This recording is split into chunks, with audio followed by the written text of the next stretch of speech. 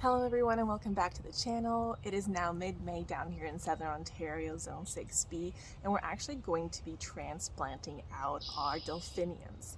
So if you guys watched the last video of me potting up the delphiniums that I started from seed, I actually put a bunch of them in this clear container because I didn't have any more room inside on my grow shelf, and it was way too cold for them to go out. Because they were tender seedlings. So I plopped them in here and I had the lid on cold days just to make sure that they weren't killed by frost. And then slowly, gradually, I just kind of lifted it off on warmer days and like kept it off. And here we are. So we've got some really gorgeous delphinium seedlings and it is time to put them out in the garden.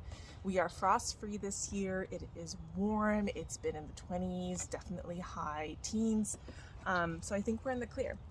So I'm going to walk you guys through how I'm going to be transplanting them into the garden.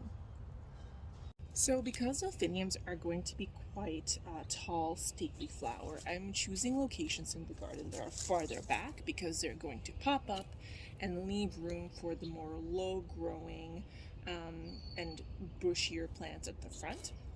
And what I like to start off by is when I'm preparing my planting area is, as you can see, I have very persistent, nasty weeds that I have been battling for the last couple of seasons, and I'll probably continue battling, unfortunately, forever. But planting, it gives me an opportunity to really clear out certain areas.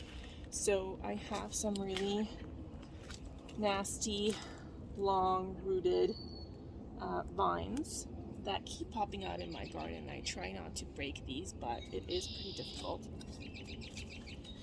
So I'm actually going to try and go as deep as possible and pull out as many of these as I can. I'm going to loosen the soil around it so that actually I have a better chance of pulling out the whole root.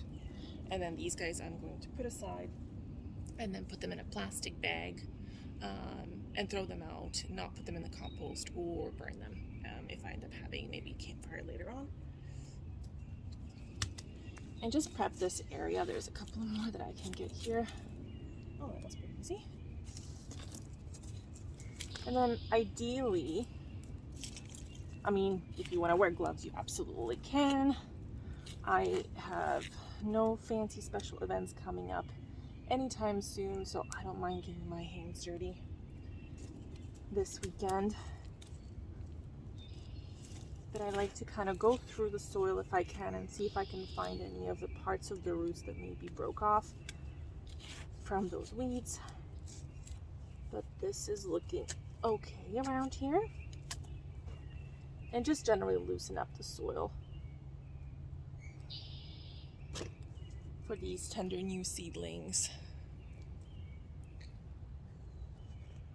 Okay, and then we're just going to take one of our delphiniums, loosen it up a little bit, pop it out. And we've got some really nice root development here, so that's great to see. And the soil is actually very nice and loose, so that makes it easier for me to pop out. And actually, I can separate these guys. There are two plants in here. And plant them separately.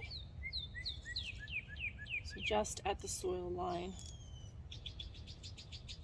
1 and 2.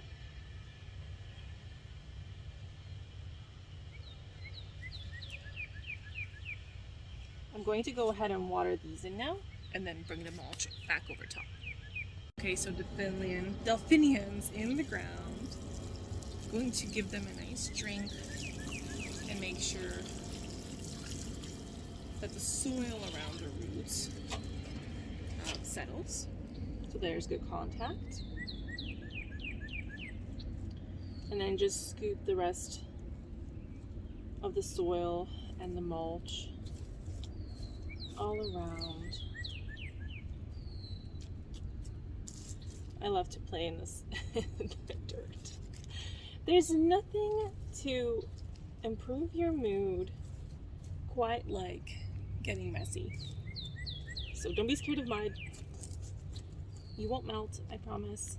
But you know what? If it's not your thing, wear gardening gloves. You'll be okay. It's not mandatory.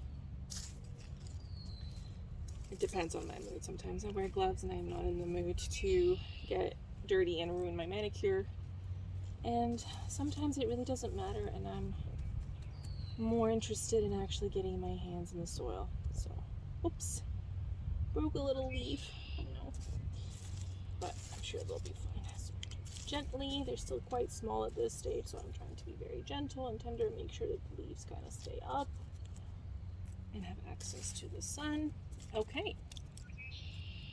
And that's one little baby delphinium planted.